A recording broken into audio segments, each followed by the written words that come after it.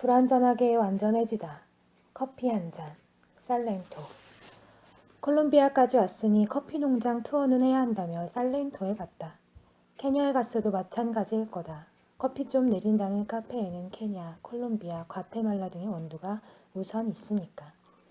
메데인에서 살렌토로 가는 버스터미널에서 마신 찌그러진 플라스틱 컵에 담긴 커피도 맛있어서 커피 농장이 더욱 기대됐다. 생각해보면 여행지에서 마시는 커피는 모두 맛있지만. 메데인에서 아침 9시에 봉고차 버스를 타고 6시간을 달렸다. 길이 구불구불하여 버스에서 휴대폰보다 토할 뻔했다. 숙소는 일부러 예약을 하지 않았다. 조그만 시골은 발품 팔면 좋은 곳에 싼 값에 없기 때문이다. 그러나 나만큼 덩치 좋은 개가 있는 호스텔은 만실이었고 절벽의 자리에 풍경이 기가 막힌 숙소는 양말 냄새가 났다. 저런 풍경을 가졌으면 조금만 신경 써도 장사가 잘 될 텐데 방만 여러 개 만들기에 급급했다. 결국 배낭의 무게에 짓눌려 잔디가 깔린 고급 숙소를 잡아버렸다. 1박에 9만 페소. 라 처음엔 부담스러웠지만 호텔 같은 침구에 쾌적한 정원과 훌륭한 조식을 갖춰 무척 만족했다. 숙소가 좋으면 그곳이 더 좋아진다. 첫날은 동네를 돌았다. 주말이라 사람들로 북적였다. 에콰도르의 바뉴스처럼 현지인들의 나들이 지역 같았다. 광장을 중심으로 골목이 방사형으로 뻗어나갔다. 분홍, 파랑, 색색으로 장식한 기념품 상점들이 즐비했다. 남미의 챔피언스 리그인 코파 리베르타도레스 기간이라 곳곳에 모여 축구 중계를 보고 있었다. 콜롬비아 국경에서 만나 함께 축구 중계를 봤던 아저씨가 콜롬비아는 현재 FIFA 랭킹 3위라며 자랑했었다. 그때의 경기나 살렌토 천막에서 보는 경기나 같은 해설위원이었다. 골을 넣을 때마다 골을 아주 길고 힘차게 소리쳤다. 폐활량이 무척 좋다고 여겨질 정도였다. 축구를 보는 사람들에 섞여 맥주를 마시고 싶었으나 그냥 호스텔에서 저녁을 해먹기로 했다. 광장의 큰 슈퍼마켓에는 양배추가 없어 조그만 채소 가게에 갔다. 고양이 한 마리가 있었다. 등에 동그랗게 탈모가 있었으나 가게에서 키우는 고양이인 듯 했다. 고양이가 야채 위를 걸어 다녀도 주인이 나무라지 않았다. 나는 귀찮아하는 고양이를 자꾸 만졌다. 주인은 거슬렸는지 내가 나가자 고양이를 위로하듯 크게 쓰다듬었다. 보기 좋았다. 숙소로 돌아가는 길에도 고양이가 자주 잠들어 있었다. 남미 고양이의 경계심은 한국의 길고양이보다 적다. 자꾸 만져달라고 한다. 태생이 다른지 사람들이 고양이를 대하는 환경이 다른지 모르겠지만 왠지 후자 같아 씁쓸하다. 종종 숙소의 야외 테이블에 앉아 글을 쓰기도 했다. 한국에 가서도 의자에 앉아서 뭔가를 쓰는 시간이 갖고 싶어졌다. 물론 회사에서 돌아오면 침대에 누워버리겠지만 말이다. 사무실에서 8시간 이상 무릎을 구부리고 앉아있으니 집에서 밥도 침대에 누워 먹었다. 여행을 다녀와선 그 정도까진 강박을 갖지 않으려고 노력한다. 또 카페에선 내가 여행 간 지역의 커피를 주문한다.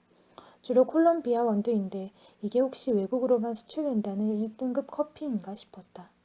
커피 농장으로 가는 택시 아저씨가 그랬다. 좋은 커피는 다 외국으로 나가요. 우린 잘해봐야 2등급 커피를 마시지. 이 택시를 타기 전까지는 좀 헤맸다. 살렌토의 커피 투어를 알아보다가 오카소 커피 농장에 가기로 했다. 오전 9시부터 오후 4시까지 1시간마다 영어 투어를 진행했다. 걷는 길이 아름답다고 하여 구글 지도를 켜고 따라갔다. 구글 지도는 아름다운 길보단 최단길을 알려줬다. 대관령처럼 굽이치는 산길을 내려가는 도로였다. 인도는 없다. 내려오는 차에 치이겠다 싶어 가드레일에 바짝 붙었다. 날카로운 풀과 가시에 종아리가 뱄다. 슬프게도 중간 지점이라 되돌아가기는 애매했다. 경적이 울렸다. 여기는 사람 다니는 길이 아니에요. 타요. 오카소 커피 농장에 간다고 했지만 운전자인 아주머니와 가족 모두 몰랐다. 커피 투어는 관광객만을 위한 프로그램인 듯 했다. 아주머니는 홍콩에 사는데 고향인 살렌토에 놀러왔다. 상해에서도 8년 살았고 서울에도 2번 온 적 있다고. 아주머니는 민가까지 운전해서 커피 농장을 물어봐 주었다. 하지만 아무도 몰랐다. 아, 정말 관광객용이구나. 한 아저씨가 말을 타고 가는 수밖에 없다고 했다. 착한 아주머니는 내게 명함까지 주며 잘 다녀오라고 하였다. 명함을 잃어버릴까봐 노트에 메일 주소와 전화번호 등을 적었는데 한 번도 연락하지 않았다. 여행에서 스친 인연과 연락을 하면 무언가가 소멸되는 기분이었다는 핑계고 그냥 정신이 없었다. 다만 아주머니의 친절은 나를 통해 누군가에게로 옮겨갈 것이다. 에어비앤비를 하며 여행자에게 저렴한 숙식을 제공하고 관광용 상품이 아니라 진짜 한국을 보여주려는 계획도 품었다. 하지만 언제나 정신없는 셈이다.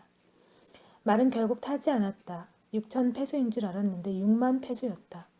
장화를 신고 콜롬비아 모자를 쓴 머리가 긴 소녀는 익숙한 듯 말을 탔다. 멋졌다. 시골에선 아직도 말이 주요 교통수단이다. 현지인 가격으로 흥정하고 싶었지만 관뒀다. 길 고양이와 놀다가 오카소 커피 농장에 가는 택시를 불렀는데 3만 7천 페소였다. 돌아올 때는 인당 5천 페소였으니 바가지였다. 택시는 분홍 셔츠를 입은 콜롬비아 아저씨가 운전하고 어린 아들이 함께 탔다. 택시라기보단 경운기의 빠른 버전이었다. 짐칸에 차양을 씌우고 의자를 놓아 리드미컬하게 엉덩방아를 찧었다.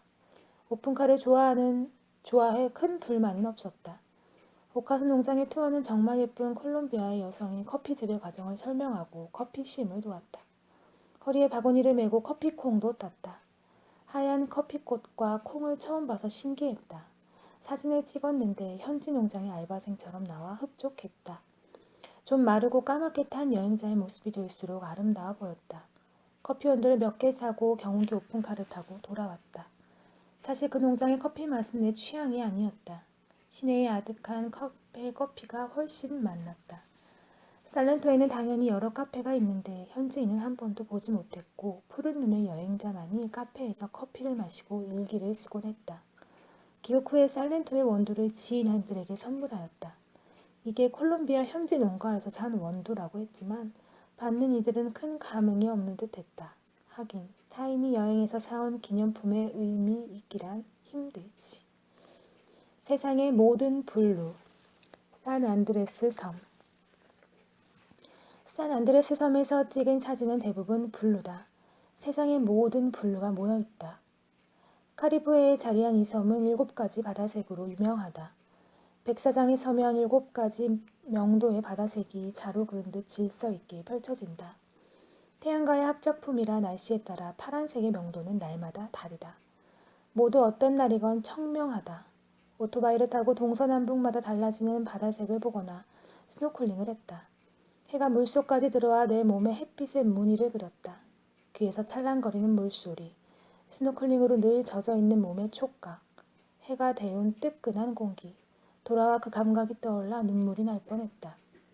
그래서 산 안드레스 섬이 어디냐 하면 남미 대륙의 지도를 펼쳐 콜롬비아 위쪽에 카리브해에서 보이지 않을 만큼의 작은 섬이다. 보고타에서 비행기로 2시간이면 도착하며 항공권도 10만 원 내로 저렴하다. 콜롬비아의 제주도랄까. 시내에서 호텔과 면세점이 즐비하며 길은 깨끗하게 잘 정비되어 있다. 해변의 가게에서는 푸른 바다에 어울리는 흰색 원피스를 많이 판다. 스포츠웨어를 입는 배낭여행자지만 이곳에선 원피스를 사입고 휴양지 코스프레를 해보았다. 산안드레스 섬은 원피스 한 벌과 수영복, 스노클링 장비만 있으면 행복할 수 있다.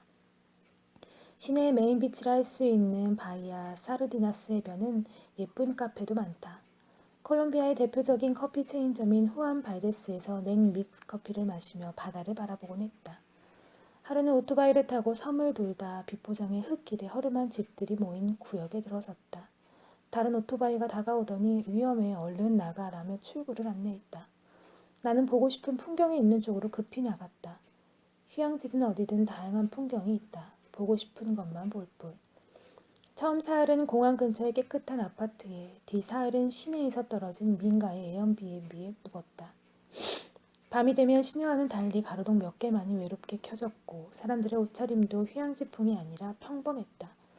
해변에서 레게머리를 따준 할머니와 면세점 직원들이 사는 마을인 듯했다. 하루는 도로변에 오토바이가 주르르 있었다. DJ가 음악을 크게 틀고 젊은이들이 양껏 모인 도로클럽이었다. 또 하루는 젊은이들이 축구를 하는데 동네 사람들이 많이들 구경 나왔다. 조금만 실수해도 공이 도로로 튕겨나갈 듯 도로와 인접한 축구장이었다. 앉아서 구경하고 싶었지만 사람들의 시선이 쑥스러워 동네 슈퍼에 들러 술을 양껏 사고 숙소로 돌아갔다. 에어비앤비는 풍채 좋은 주인 아주머니가 운영하셨다. 자신이 사는 집은 시내에 화려하게 있을 법한 부유함을 풍겼다.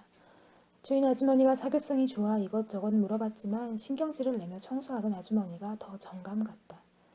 대부분의 에어비앤비 주인은 왠지 모르게 비즈니스적인 사교성을 띠고 있었다.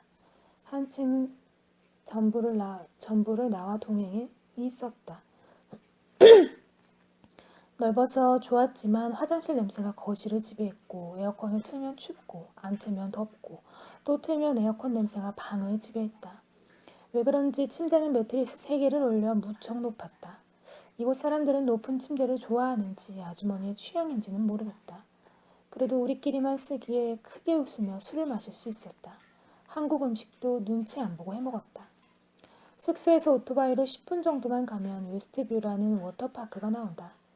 4,000원가량의 입장료를 내고 들어가면 미끄럼틀과 다이빙대, 조금씩 부서진 비치 의자가 놓여있다. 한쪽에선 보기만 해도 후끈 달아오르는 독주를 팔고 입장객에게 식빵을 하나씩 나눠주었다. 물고기 밥이다. 식빵 때문에 바다가 아니라 어항에 있는 듯 커다란 물고기가 많이 몰려들었다. 물고기 공포증이 있지만 스노클링에 재미를 붙여 바다에서 나올 줄 몰랐다. 세상의 즐거움 하나를 이제야 알게 돼 아쉬울 정도였다.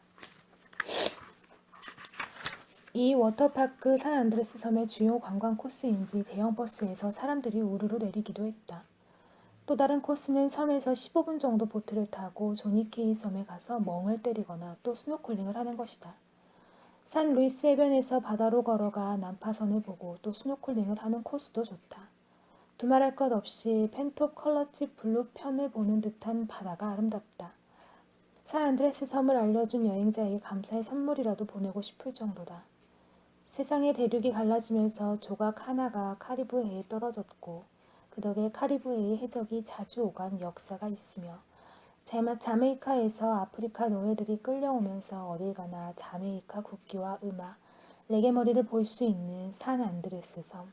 또 눈물이 나려고 한다. 세상의 모든 블루를 언제 또 볼 수 있을까?